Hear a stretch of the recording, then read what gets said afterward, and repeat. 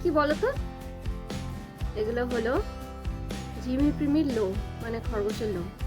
কে উঠিয়েছে? আমরা উঠাইনি কিন্তু। এই দেখো, ম্যাডাম নিজে এই যে এখান থেকে উঠিয়েছে, পুরো পেট থেকে, গলার থেকে।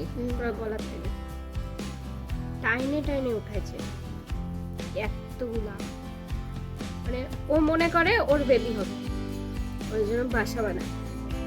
প্রত্যেক সিজনাল, এটা বছরে 2 টাইমস তো হবেই, কিন্তু ও বেবি দিবে না। ওকে কে বুঝাবে?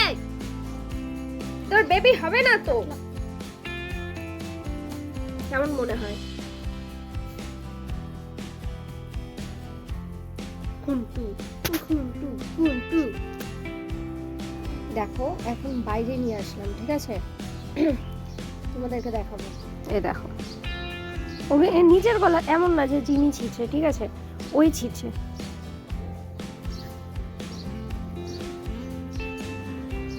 আরে যে ওকে ওকে কুলে নিলেই হয়েছে।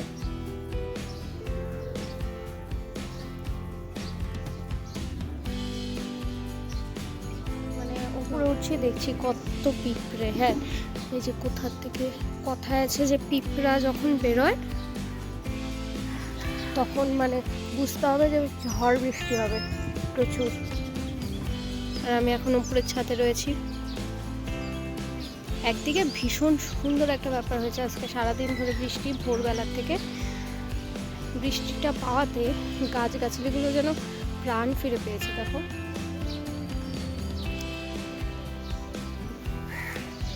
ওয়েদারটা হচ্ছে লাগছে ভীষণ সুন্দর।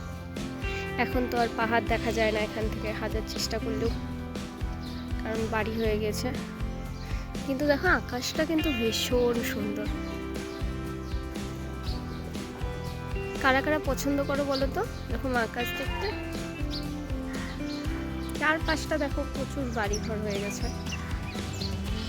কবে যে আবার দেখা হবে পাহাড়ের সঙ্গে।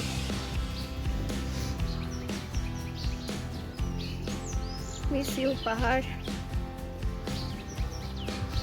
তো চলো আজকের ব্লগটা এখানেই রাখছি, দেখা হচ্ছে নেক্সট ব্লগে।